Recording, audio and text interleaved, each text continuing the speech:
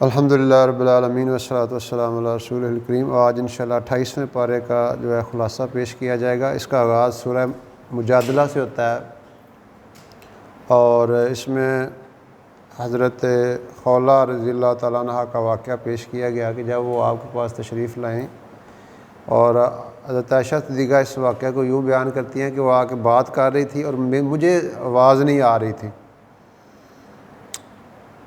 تو ان کا کوئی ایشو تھا، کوئی مسئلہ تھا، تو اللہ رب العزت ایسی ذات ہے کہ وہ سن رہی ہے، عرشوں پہ وہ اللہ کی ذات جو ہے وہ سن رہی ہے۔ تو اسی واقعے کو اللہ تعالیٰ نے یہاں پہ بیان فرمایا، قد سمع اللہ قول اللاتی تجادلک فی زوجہا، کہ بے شک اللہ نے اس عورت کی آواز سن لی جو اپنے خاوند کے معاملے میں آپ سے جھگڑ رہی تھی یا بات کر رہی تھی۔ اور پھر اصل میں ایشو یہ تھا کہ زمانہ جاہلیت میں اگر کوئی بندہ اپنی بیوی کو ماں کی طرح کہہ دیتا تھا تو طلاق ہو جاتی تھی۔ تو خولہ رضی اللہ تعالیٰ عنہ آئیں، وہ کہہ رہی تھی کہ یا رسول اللہ میرے خاوند نے مجھے زہار کر دیا ہے، اس کو زہار کرنا کہتے تھے، تو میں تو اب بوڑھی ہو چکی ہوں اور میرے بچے بھی جوان ہیں، اب میں کدھر جاؤں گی؟ تو آپ نے فرمایا کہ اب زمانہ جاہلیت میں یہی رول چلتا تھا کہ وہ طلاق ہو جاتی تھی۔ تو اللہ کے رسول نے فرمایا میں کیا کر سکتا ہوں؟ تو اس نے پھر اللہ کی طرف متوجہ وہ کہ اللہ سے دعا کرنے لگ گئی۔ تو اللہ رب العزت نے اس کی دعا سنی اور پھر اس کے حوالے سے یہ مسئلہ اللہ تعالیٰ نے فرما دیا کہ یعنی مائیں وہی ہیں جنہوں نے جنا ہوتا ہے، کسی کے کہنے سے ماں نہیں ہو جاتی، اس لیے یہ طلاق واقعہ نہیں ہوگی۔ آگے اس کی پھر بتا دیا گیا کہ جو اپنی عورتوں کو اس طرح کہہ دیتے ہیں وہ پھر آگے غلام آزاد کریں یا 2 مہینے مسلسل روزے رکھیں یا 60 مسکینوں کو کھانا کھلائیں، تو وہ ان کے جو یہ بات ہے اس کا وہ ہو جائے گا، مسئلہ ان کا حل ہو جائے گا۔ پھر آگے فرمایا کہ اللہ کی وہ ذات وہ ہے جو پوری کائنات کا علم رکھتی ہے، جہاں پہ 2 ہوتے ہیں تیسرا اللہ ہوتا ہے، 3 ہوتے ہیں چوتھا اللہ ہوتا ہے، 5 ہوتے ہیں چھٹا اللہ ہوتا ہے۔ تو یہ اللہ رب العزت جی کی ذات جو ہے یعنی ہر جگہ موجود ہے۔ اور پھر فرمایا جب تم آپس میں باتیں کرتے ہو تو خیر کی باتیں کیا کرو، شر کی باتیں نہ کیا کرو، اور فتنے فساد کی باتیں نہ کیا کرو، یہ اللہ تعالیٰ کو انتہائی پسند ہے۔ پھر آگے مجلس کے آداب بتائے جا رہے ہیں کہ جب کوئی باہر سے آ جاتا ہے تو اس میں آپ اس کے لیے جگہ چھوڑ دیں، تھوڑا سا یعنی کھسک جائیں، یہ اللہ تعالیٰ کو پسند ہے۔ اور اللہ کے رسول صلی اللہ علیہ وسلم کو یعنی حکم دیا کہ اذا قیل لکم تفصحوا فی المجالس فافصحوا یفصح اللہ لکم، اللہ بھی تمہارے لیے جو ہے یہ سہولت پیدا کر دے گا۔ اور پھر آگے فرمایا جا رہا ہے کہ تمہارا مال اور اللہ تمہیں اللہ کے قریب نہیں کر سکتا، بلکہ اعمال جو ہیں وہ اللہ کے قریب کرنے والے ہیں۔ پھر فرمایا کہ جو مومنین ہیں وہ اپنے ماں باپ، اپنی اولاد، اپنی ہر چیز سے زیادہ اللہ رسول سے محبت کرتے ہیں، یعنی ان کو جو ہے نا وہ پریفر کرتے ہیں، یعنی اللہ اور اللہ کے رسول کے حکم کے مقابلے میں یا اللہ اور اللہ کے رسول صلی اللہ علیہ وسلم کی جو گائیڈنس ہے اس کے مقابلے میں یعنی وہ کسی اور کو ترجیح نہیں دیتے بلکہ اللہ رسول کو ترجیح دیتے ہیں۔ تو یہ اللہ تعالیٰ نے ان لوگوں کی کوالٹیز بیان کی ہیں، یعنی وہ جن کے اندر یہ کوالٹی ہے وہ حزب اللہ ہیں، اللہ کی جماعت ہیں، جو اللہ رسول کو پریفرنس دیتے ہیں، مخلوق کو پریفرنس نہیں دیتے، وہ اللہ کی جماعت ہیں۔ اور اللہ کی جماعت ہی الا ان حزب اللہ هم المفلحون، وہی لوگ کامیاب ہیں جو اللہ کی جماعت ہیں۔ پھر آگے سورہ حشر ہے، اس میں اللہ تعالیٰ نے شروع میں اپنی یہ ساری صورتیں تقریباً یہ 28ویں پارے کی اللہ کی تسبیح سے شروع ہوتی ہیں، سبح للہ ما فی السماوات و ما فی الارض، کہ کائنات کی ہر چیز اللہ تعالیٰ کی تسبیح کر رہی ہے۔ اور اس میں اللہ تعالیٰ فرما رہے ہیں کہ وہی ذات ہے جس نے جب مدینہ میں آپ لوگ آئے تھے تو آپ بالکل کمزور تھے، پھر اللہ تعالیٰ نے آہستہ آہستہ اس ذات نے ہی تمہارے اوپر فضل کیا اور یہودیوں کو وہاں مدینے سے نکال دیا، یعنی وہ بنو قریظہ اور وہ سارے جو لوگ تھے جن کے بڑے بڑے قلعے تھے اور جو صدیوں سے وہاں پہ آباد تھے، آہستہ آہستہ اللہ تعالیٰ نے مسلمانوں کو قوت دی تو اللہ تعالیٰ نے ان لوگوں کو وہاں سے نکال دیا۔ تو یہ اللہ اپنے فضل کا اظہار کر رہے ہیں۔ اور پھر آگے اس کی جو آخری آیات ہیں اس میں اللہ تعالیٰ ایمان والوں کو کہہ رہے ہیں کہ ہر بندے کو چاہیے کہ وہ اللہ سے ڈرے، اور اس کو چاہیے کہ وہ دیکھے کہ اس نے کل کے لیے کیا عمل کیا ہے. یعنی کل سے مراد آخرت ہے، یعنی آخرت کو اللہ نے پرسوں نہیں کہا یا اگلا مہینہ نہیں کہا بلکہ کل کا ہے. یعنی جب ایک بندے نے کل سفر پہ جانا ہو یا ایک اسٹوڈنٹ اس کا کل پیپر ہے تو اس کی کیا نفسیات ہوتی ہے. تو یہاں پہ فرمایا جا رہا ہے کہ ہر بندے کو چاہیے وہ دیکھے اس نے کل کے لیے کیا اکٹھا کیا ہے. یہ اس کا شان نزول اس آیت کا یہ ہے کہ آپ کے پاس کچھ لوگ آئے تو وہ بالکل کمزور تھے، اور وہ صرف انہوں نے چادریں لی ہوئی تھی، پورے یعنی لباس بھی پورا نہیں تھا اور بالکل کمزور حالت تھی. تو آپ نے لوگوں کو اکٹھا کیا اور ان کو ترغیب دے کہ اللہ کی راہوں میں خرچ کرو، اور فرمایا کہ اگر کوئی ایک کھجور بھی لے کے آ سکتا ہے وہ بھی اللہ کی راہ میں دے دے. تو وہ بہت سا سامان جمع ہو گیا. تو اللہ کے رسول صلی اللہ علیہ وسلم بہت خوش ہو گئے، آپ کا چہرہ خوشی سے چمک رہا تھا. تو پھر یہ آپ نے ان کو غرباء کو وہ سارا مال تقسیم کر دیا. تو اس حوالے سے یہ آیت اس موقع پہ نازل ہوئی. پھر یہ آخری اس کی 3 آیات ہیں، اس کی بہت زیادہ بلکہ اس سے پہلے ایک آیت ہے کہ اگر یہ قرآن ہم پہاڑوں پہ نازل کرتے تو وہ ریزہ ریزہ ہو جاتے. تو یعنی اس سے یہ یعنی اگر پہاڑ جیسی سخت چیز ہے وہ قرآن کا اثر لے کے ٹکڑے ٹکڑے ہو سکتی ہے، تو ہمیں اس کا کتنا اثر لینا چاہیے. رسول پاک صلی اللہ علیہ وسلم ٹیک لگایا کرتے تھے، ایک لکڑی وہ کھجور کا تنا تھا. تو جب ممبر بن گیا تو آپ علیہ السلام وہاں شفٹ ہو گئے، تو وہ اس کے رونے کی آواز وہاں آ رہی تھی اور وہ بلک بلک کر رو رہا تھا، بلک بلک کر رو رہا تھا. تو ایک صحابی کہتے ہیں کہ لوگوں دیکھو ایک بے جان تنا ہے وہ نبی کی جدائی میں بلک بلک کر رو رہا ہے. تو ہم تو انسان ہیں، ہمیں کتنا اپنے نبی سے محبت ہونی چاہیے. تو یعنی قرآن سے ہمیں کتنا اثر لینا چاہیے. تو یہاں پہ پھر آگے یہ 3 آیات ہیں، ان کی بہت زیادہ فضیلت ہے پڑھنے کی. جو حدیث میں تھا جو فجر کے بعد اور مغرب کے بعد ان کو پڑھ لیتا ہے، اگر فجر کے بعد پڑھ لے اعوذ باللہ السمیع العلیم من الشیطان الرجیم 3 دفعہ پڑھ کے پھر یہ آیات پڑھ لے، هو اللہ الذی لا الہ الا هو عالم الغیب والشہادہ هو الرحمن الرحیم. یہ آخر تک یہ تینوں آیات اگر بندہ صبح پڑھ لے تو 70,000 فرشتے شام تک اس کے لیے دعائے مغفرت کریں گے. 70,000 فرشتے اس کے لیے دعائے مغفرت کریں گے اگر صبح بندہ پڑھ لے شام تک. اور اگر شام کو یہ پڑھ لے اعوذ باللہ السمیع العلیم من الشیطان الرجیم 3 دفعہ پڑھ کے تو 70,000 فرشتے صبح تک اس کے لیے دعائے مغفرت کریں گے. تو آگے سورہ ممتحنہ ہے، اس میں بھی اللہ تعالیٰ فرما رہے ہیں ایمان والوں کو کہ اے ایمان والو جو میرے اور میرے نبی کے دشمن ہیں تم ان کے مددگار نہ بنو. یہ بیسیکلی حضرت حاتب رضی اللہ تعالیٰ عنہ کے حوالے سے قصہ ہے. یہ بدری صحابی ہیں. تو جب مسلمانوں نے پلان کیا کہ مکہ پہ حملہ کیا جائے تو یہ ان کو بھی یہ پتہ چل گیا، تو ان کے بال بچہ سارے کا سارا وہ مکہ میں ہی تھا.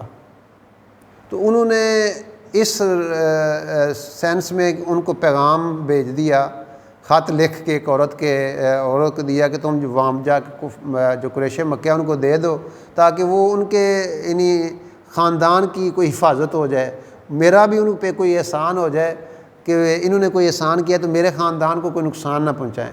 تو اللہ تعالیٰ نے اپنے نبی علیہ الصلوۃ والسلام کو وہی فرما دی.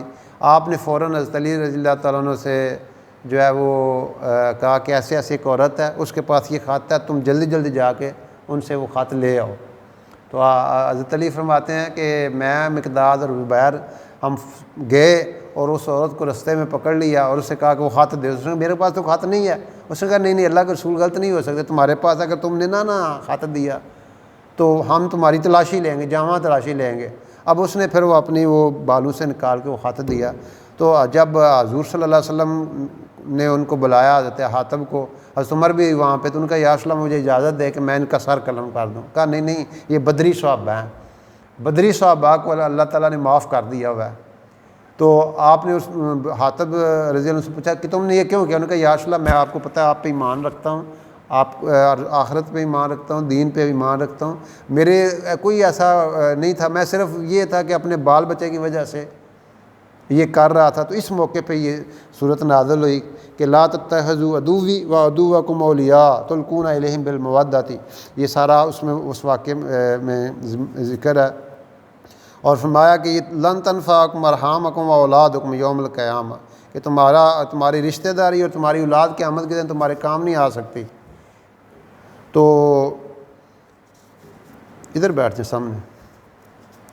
تو مطلب یہ ہے کہ اللہ اور اللہ کا رسول جو ہے وہ تمہارے اصل رشتہ دار ہیں، اصل تمہارے دوست وہ ہیں، اصل تمہارے تعلق ان کو تم نے غالب کرنا ہے۔ تو اس وجہ سے یہ اللہ تعالیٰ نے اللہ کے رسول صلی اللہ علیہ وسلم نے ان کو معاف فرما دیا۔ پھر آگے فرمایا کہ تمہارے لیے ابراہیم علیہ الصلوۃ والسلام اور ان کے ساتھیوں کی زندگی جو ہے وہ ایک نمونہ ہے کہ کس طرح انہوں نے اپنا سب کچھ اللہ اور اللہ کے دین کے لیے قربان کر دیا، حتیٰ کہ ابراہیم علیہ الصلوۃ والسلام نے یعنی آگ کے اندر جانا گوارا کر لیا لیکن اللہ کی توحید کو نہیں چھوڑا۔ اور فرمایا کہ آپ کی جو ہستی ہے، آپ کی شخصیت ان لوگوں کے لیے نمونہ ہے جن کا اللہ پہ اور آخرت پہ ایمان ہے، یعنی وہ لوگ آپ کو اور آپ کے جو زندگی ہے اس کو نہیں چھوڑیں گے جن کا اللہ پہ اور آخرت پہ یقین ہے۔ اور جو بندے اس چیز کو یعنی فوقیت رکھتے ہیں وہی کامیاب ہیں۔ اور پھر آگے آخر میں فرمایا جائے کہ آپ کے پاس جو بھی آتے ہیں لوگ، خاص طور پہ عورتیں آتی ہیں بیعت کرنے کے لیے، تو آپ ان پہ اس بات پہ بیعت لیں کہ وہ شرک نہیں کریں گی اور چوری نہیں کریں گی اور زنا نہیں کریں گی، اپنی اولاد کو قتل نہیں کریں گی اور کسی پہ بہتان نہیں لگائیں گے۔ یہ اللہ تعالیٰ نے یہ ایک رول بتا دیا کہ جب آپ کے پاس کوئی آ جائیں بیعت کرنے کے لیے خواتین تو ان سے یہ آپ بیعت لیا کریں۔ آگے سورہ صف ہے جس میں اللہ تعالیٰ فرما رہے ہیں کہ اے ایمان والو وہ بات تم کیوں کہتے ہو جو کرتے نہیں، یعنی ایسا دعویٰ کرنا جس پہ تم عمل نہ کر سکو وہ اللہ تعالیٰ کو پسند نہیں ہے۔ بعض صحابہ نے یہ ایک دعویٰ کر لیا یا انہوں نے ایک بات کر لی کہ ہم کبھی ہمیشہ روزہ رکھیں گے، کبھی افطار نہیں کریں گے، یعنی مسلسل اور ساری رات عبادت کریں گے، ہم نکاح بھی نہیں کریں گے۔ تو اس موقع پر رسول پاک صلی اللہ علیہ وسلم نے آپ کو بلایا کہ میں اللہ کا نبی ہوں، میں سوتا بھی ہوں اور عبادت بھی کرتا ہوں، میں کبھی روزہ رکھ لیتا ہوں کبھی نہیں بھی رکھتا۔ تو اس موقع پہ فرمایا کہ یہ کام جو ہے یہ مشکل کام ہے، یہ اس طرح نہیں دعوے کرنے چاہیے جس پہ تم عمل نہ کر سکو۔ تو یہ پھر آگے اللہ تعالیٰ نے ان لوگوں کی تعریف کی ہے جو اللہ کی راہوں میں مضبوط ہو کے یعنی کافروں کے ساتھ جہاد کرتے ہیں۔ فرمایا اللہ تعالیٰ 3 چیزوں کو دیکھ کے بڑا خوش ہوتے ہیں۔ ایک وہ بندہ جو رات کو تہجد میں اللہ کے سامنے کھڑا ہوتا ہے، اور دوسرا جو جماعت کی صف ہوتی ہے نا اللہ اس کو دیکھ کے بڑا خوش ہوتے ہیں، اور تیسرا جو اللہ کے راستے میں نکلتا ہے اور کفار کے ساتھ یعنی وہ جہاد کے لیے کھڑا ہوتا ہے، وہ یعنی صف بنا کے کھڑا ہوتا ہے، اللہ تعالیٰ اس سے بڑا خوش ہوتے ہیں۔ اور پھر فرمایا کہ کفار کوشش کرتے ہیں کہ اس اسلام کو دنیا سے ختم کر دیں، لیکن اللہ پاک واللہ متم نورہ، اللہ تعالیٰ اپنے نور کو کامل کر کے رہیں گے، اس کو غالب کر کے رہیں گے۔ یہ دین اللہ نے اپنے نبی پہ بھیجا ہے، اس لیے بھیجا ہے کہ وہ هو الذی ارسل رسولہ بالہدی ودین الحق لیظہرہ علی الدین کلہ، یہ دنیا میں غالب ہونے کے لیے دین آیا ہے۔ پھر اللہ تعالیٰ فرما رہے ہیں کہ اے ایمان والو میں تمہیں ایسی تجارت نہ بتا دوں جو تم کو دردناک عذاب سے نجات دے۔ وہ کیا ہے؟ اللہ رسول پہ ایمان لانا اور اللہ کی راہ میں جان اور مال لے کے نکلنا۔ اور فرمایا یہ بڑی زبردست چیز ہے، اس کا فائدہ کیا ہے کہ تمہیں اللہ کی راہ میں نکلو گے پہلے قدم پہ تمہارے گناہ معاف کر دیے جائیں گے اور تمہیں جنتوں میں داخل کر دیا جائے گا، اور ایسے گھر ہے جنت عدن میں تمہیں گھر ملیں گے۔ اور یہ تو آخرت کا انعام ہے نا، دنیا کا انعام بھی ہے۔ وَأُخْرَىٰ تُحِبُّونَهَا، اور وہ چیز جو تمہیں پسند ہے وہ کیا ہے؟ دنیا کی فتوحات بھی تمہیں ملیں گی، نصر من اللہ وفتح قریب۔ اور پھر فرمایا مثال دے کے اللہ تعالیٰ فرما رہے ہیں کہ اے ایمان والو تم اس طرح ساتھی بن جو اپنے میرے نبی کے، جس طرح عیسیٰ علیہ السلام کے ساتھیوں نے، حوارین نے جو ہے نا وہ کہا تھا کہ ہم آپ کے ساتھی ہیں۔ وہ 12 ساتھی جو تھے جنہوں نے آپ کو سپورٹ کیا، آپ کے آرڈر پہ وہ جہاں جہاں آپ نے عیسیٰ علیہ السلام نے ان کو بھیجا وہاں جا کے انہوں نے تبلیغ بھی کی۔ تو اور پھر اینڈ پہ بھی وہی لوگ 12 آدمی تھے، جب آپ آئے، جب یہودی آ گئے تھے تو وہ انہوں نے کہا کہ ایسے ایسے جو ہے نا وہ مجھے اٹھا لیا جائے گا تو کون میری شکل جو ہے نا وہ اختیار کرنا پسند کرے گا، تاکہ وہ اس کو قتل کر دیا جائے گا، قیامت میں وہ میرا ساتھی ہوگا۔ تو ایک ان میں جو سب سے نوجوان تھے نا، اس نے کہا جی میں تیار ہوں۔ تو پھر ان سے کہا کہ تم لوگ، بعض لوگ جو ہے نا وہ میری یعنی انکار کریں گے اور بعض میری حمایت کریں گے، ان 12 میں سے ہی۔ تو خیر وہ جو یہودی تھے وہ جب آئے تو ایک وہ آپ کو تو اللہ تعالیٰ نے اٹھا لیا، عیسیٰ علیہ السلام کو، تو جب وہ یہودی آئے تو وہ ایک ان کی شکل کا بنا ہوا، تو اس کو انہوں نے قتل کر دیا، پھانسی پہ وہ لٹکا دیا۔ اور یہ جو باقی ان کے ساتھی تھے وہ پھر تقسیم ہو گئے، ایک کہنے لگے کہ وہ تو اللہ ہی تھا، عیسیٰ علیہ السلام کو اللہ تھے، خدا تھے، تو وہ اوپر چلے گئے ہیں۔ دوسرے کہنے لگے نہیں یہ جو ہے نا یہ اللہ کے بیٹے تھے، تو اللہ نے ان کو اٹھا لیا۔ نہیں اس طرح کر کے وہ ان کے مختلف جو ہے نا، ایک یعقوبیہ ہیں اور ایک یسوریہ ہے، یہ ان کے مختلف فرقے ہیں جو عیسائیوں کے۔ اور ایک گروپ ان میں کہا نہیں وہ اللہ کے نبی تھے، اللہ کے رسول تھے، اللہ نے ان کو اپنی طرف بلا لی۔ یہ پھر جو ہے نا فآمنت طائفۃ من بنی اسرائیل وکفرت طائفہ، کچھ لوگ تو ایمان ان پہ لے آئے، کچھ لوگوں نے ان کا انکار کر دیا۔ تو یہ اس میں اللہ تعالیٰ بتا رہے ہیں کہ صحابہ کو فرمایا جا رہا ہے، ایمان والوں سے کہا جا رہا ہے کہ آپ بھی اس طرح کونوا انصار اللہ کے رسول کے مددگار بن جاؤ، ان کے ساتھی بن جاؤ اور ان کی نصرت کرنے والے بن جاؤ۔ اور پھر آگے سورہ جمعہ جو ہے اس کا آغاز ہے، اس میں بھی اللہ تعالیٰ نے اپنی تسبیح بیان کی اور پھر فرمایا کہ ہم نے آپ میں اپنے نبی بھیجے، اور ان کا کام کیا ہے کہ وہ لوگوں کو آیات پڑھ کے بتاتے ہیں اور تزکیہ نفس کرتے ہیں اور اللہ کی کتاب اور حکمت سکھاتے ہیں۔ اور تم اس سے پہلے نبی علیہ السلام کی آمد سے پہلے گمراہیوں میں پڑے ہوئے تھے، اندھیروں میں پڑے ہوئے تھے، اللہ کے رسول دنیا کے اندر آئے تو انہوں نے ان گمراہیوں کو جو ہے وہ ختم کیا۔ اور پھر فرمایا کہ جو وہ لوگ جن کو ہم نے تورات دی اور پھر انہوں نے عمل نہیں کیا، ان کی مثال ایسے ہے جیسے گدھے پہ کتابیں لاد دی جائیں تو اس کو کوئی فائدہ نہیں ہوتا۔ تو اسی طرح جو اس آیت سے یہ چلتا ہے کہ جس کو اللہ نے دین کا علم دیا اور وہ اس پہ عمل نہیں کرتا تو اس کی مثال ایسے ہی ہے جیسے گدھے پہ کتابیں لاد دی گئی ہوں۔ اور پھر یہودیوں کو چیلنج کیا گیا ہے کہ اگر تم کہتے ہو کہ میں اللہ سے بڑی محبت ہے تو موت جو ہے نا اس کی تمنا کرو، اور یہ کبھی بھی فرمایا کہ موت کی تمنا نہیں کریں گے، انہیں زندگی بڑی محبوب ہے، ولا یتمنونہ ابدا بما قدمت ایدیہم، یہ کیوں نہیں تمنا کریں گے کہ جو انہوں آگے اپنے عمل بھیجے ہوئے ہیں۔ یعنی جس بندے نے آخرت کی تیاری کی ہوگی وہ تو مرنا چاہے گا فوراً، اور جس نے تیاری نہیں کی، یوں سمجھے نا جس بچے نے پیپروں کی تیاری کی ہوتی ہے وہ کہتا ہے جلدی جلدی پیپر لین مگر لین ویلے ہو بھی ہے، ایسی جس بندے نے آخرت کی تیاری کی ہے وہ اللہ سے ملنا چاہتا ہے۔ اس لیے حدیث میں آتا ہے کہ الموت تحفۃ المومن، موت مومن کے لیے تحفہ ہے۔ مومن تو انتظار کرتا ہے میں کب جاؤں، اللہ بلال رضی اللہ تعالیٰ عنہ کی بیوی رو رہی ہے، آخری وقت ان کا تھا، ان کا روتے کیوں، یہ تو خوشی کا وقت ہے، کل جائیں گے اللہ کے رسول کے صلی اللہ علیہ وسلم کی زیارت ہوگی، صحابہ سے ملیں گے۔ یعنی وہ موت سمجھتے تھے ہمارے لیے اللہ کی طرف سے تحفہ ہے۔ اور پھر فرمایا یہ موت جس موت سے تم بھاگ رہے ہو یہ تمہیں آ کے رہے گی، یہ موت آ کے رہے گی، بے شک جتنا مرضی بھاگو تو یہ فَإِنَّهُ مُلَاقِيكُمْ ثُمَّ تُرَدُّونَ إِلَىٰ عَالِمِ الْغَيْبِ وَالشَّهَادَةِ، پھر اللہ کے پاس جاؤ گے۔ اور پھر یہاں پہ آگے جمعے کے نماز کے حوالے سے حکم ہے کہ جب بھی جمعے کی اذان ہو جائے فوراً اپنے سارے کام ترک کر دو اور ترک کر کے اللہ کی طرف چل پڑو، نماز کی طرف چل پڑو، یہ تمہارے لیے جو ہے نا یہ بہتر ہے اگر تم سمجھو تو۔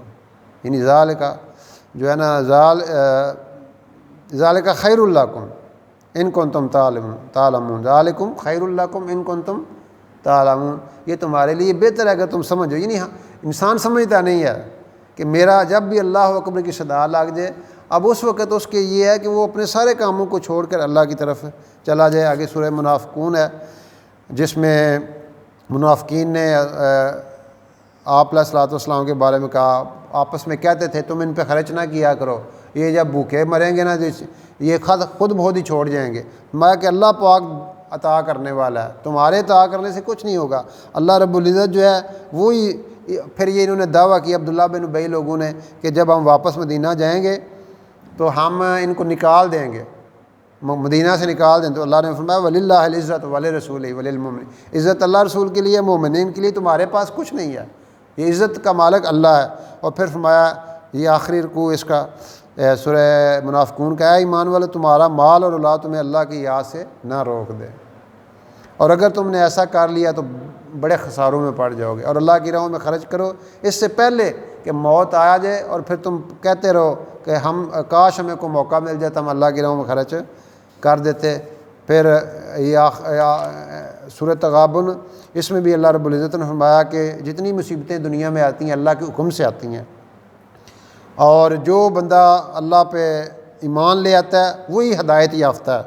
اور پھر فرمایا یہ آخری آیات میں، اے ایمان والو تمہاری اولاد اور تمہاری بیویاں، ان میں سے کچھ، سارا نہیں فرمایا، کچھ یہ تمہاری دشمن ہے، یعنی وہ اولاد اور وہ بال بچہ جو آپ کو دین سے روکتا ہے، اللہ کی اطاعت سے روکتا ہے، وہ اللہ تعالیٰ فرماتا ہے وہ تمہارے دشمن ہے، اور جو تمہیں دین کی طرف راغب کرتے ہیں وہی تمہارے دوست ہیں۔ فرمایا کہ اگر تم یعنی ان کے ساتھ اچھے سلوک کے ساتھ رہو، وَإِن تَعْفُوا وَتَصْفَحُوا وَتَغْفِرُوا، یعنی معاف کرنا، اچھے انداز سے ٹریٹ کرنا، ان کو معاف کرتے رہنا، یہ اللہ تعالیٰ کو پسند ہے۔ فرمایا کہ یہ اولاد اور مال یہ فتنہ ہے، یہ بہت بڑی آزمائش ہے کہ کیا بندہ ان مال اور اولاد میں پڑھ کے اللہ کو تو نہیں بھول گیا، یہ اللہ تعالیٰ فرما رہے ہیں۔ اور فرمایا کہ جو نفس کے بخل سے بچ گیا وہی لوگ کامیاب ہیں۔ جو بخل ہے یہ اللہ تعالیٰ کو پسند نہیں، اللہ تعالیٰ کو سخی بندہ پسند ہے۔ حدیث میں آتا ہے کہ سخی اللہ کے قریب ہے، انسانوں کے قریب ہے اور جنت کے قریب ہے اور دوزخ سے دور ہے، اور بخیل بندہ اللہ سے بھی دور، جنت سے بھی دور، لوگوں سے بھی دور اور دوزخ کے قریب ہے۔ تو فرمایا جو اللہ کی راہوں میں قرضہ دیتا ہے، اللہ کو قرضہ دیتا ہے، اللہ اس کو بہت زیادہ اجر دے گا اور اس کو بہت زیادہ بڑھا دے گا۔ پھر آگے سورہ طلاق ہے، سورہ طلاق کے اندر بھی اللہ تعالیٰ نے یہ طلاق کے حوالے سے چند مسائل بیان کیے ہیں، اللہ تعالیٰ نے اس کو تفصیل سے بتایا۔ پھر فرمایا کہ آپ ان کو کتنی بستیاں تھیں جنہوں نے اللہ تعالیٰ کی نافرمانی کی اور وہ مٹا دی گئی، کائنات دنیا سے مٹا دی گئی، اور ان کو ان کے عملوں کی وجہ سے یہ مصیبت اٹھانی پڑی۔ اور فرمایا کہ ہم نے اپنے نبی بھیجے ہیں اس لیے کہ تمہیں اندھیروں سے نکال کے روشنی میں لے آئیں۔ اور پھر آگے سورہ تحریم ہے جس میں اللہ تعالیٰ اپنے نبی علیہ الصلوۃ والسلام سے ارشاد فرما رہے ہیں کہ آپ ان چیزوں کو کیوں اپنے اوپر حرام کر لیتے ہیں جو ہم نے آپ کے لیے حلال کی ہیں۔ کچھ امہات المومنین کے کہنے پہ آپ نے شہد کو اپنے لیے وہ منع کر لیا تھا، اس وجہ سے اللہ تعالیٰ نے اس میں ذکر فرمایا۔ پھر فرمایا کہ اے ایمان والا تم اپنے آپ کو اور اپنے گھر والوں کو دوزخ کی آگ سے بچاؤ جس کا ایندھن پتھر اور انسان ہے، اور اس پہ ایسے سخت فرشتے مقرر ہیں جو اللہ تعالیٰ کی فرما برداری کرتے ہیں، نافرمانی نہیں کرتے۔ یعنی اس آیت سے یہ ملتا ہے ہمیں سبق کہ ہمیں اپنی بھی فکر کرنی ہے اور اپنے گھر والوں کی بھی فکر کرنی ہے، اپنے اہل و عیال کی بھی فکر کرنی ہے۔ اور اگر اس کو وسیع تناظر میں لیا جائے تو ایک حدیث میں آتا ہے کہ ساری انسانیت اللہ کا کنبہ ہے اور تم اس کنبے کے فرد ہو، اس حوالے سے ساری دنیا کے انسانوں کو دوزخ کی آگ سے بچانا یہ بھی مسلمان کی ذمہ داری بنتی ہے۔ اور یہ آخری رکوع اس میں اللہ تعالیٰ فرما رہے ہیں کہ اے ایمان والو اللہ کی طرف سچی توبہ کر لو، توبہ تو نصوحہ کر لو، یعنی پکی توبہ۔ اگر تم پکی توبہ کرو گے تو اس کا فائدہ کیا ہے؟ اللہ تعالیٰ تمہارے گناہوں کو معاف کر کے نیکیوں میں بدل دے گا اور تمہیں ایسی جنتوں میں داخل کر دے گا جس میں نہریں بہہ رہی ہیں، اور قیامت کے دن اللہ اپنے بندوں کو اور ایمان والوں کو رسوا نہیں کرے گا، ان کے آگے آگے نور ہوگا، اور وہ یہ دعائیں مانگ رہے ہوں گے ربنا آتمم لنا نورنا واغفر لنا، اے اللہ ہمارے لیے نور کامل کر دے اور ہماری مغفرت کر دے۔ اور پھر اللہ تعالیٰ نے آخری آیات میں مثال دی ہے کہ جو نوح علیہ السلام کی اور لوط علیہ السلام کی بیویوں کو مثال دی کہ انہوں نے اپنے یعنی خاوند کی اور اپنے نبی کی بات نہیں مانی اور وہ دوزخ میں داخل کر دی گئیں۔ اور دو عورتوں کی مثال دی، فرعون کی بیوی کی اور حضرت مریم کی، کہ انہوں نے اللہ پاک کی فرما برداری کی، اللہ تعالیٰ نے ان کو جنتوں میں داخل کر دی۔ یعنی جو اللہ کے ہاں جو ہے وہ رشتے نہیں چلتے بلکہ عمل چلتے ہیں۔ اب وہ انبیاء کی بیویاں ہیں اور انبیاء کی بیویاں ہونے کے باوجود انہوں نے اطاعت نہیں کی تو ان کے لیے خطرہ۔ اور یہاں پہ فرعون کی بیوی آسیہ، اب اس نے وہ اللہ اور اللہ کے رسول کی فرمان برداری کر لی، اللہ نے اس کو پار کر دیا۔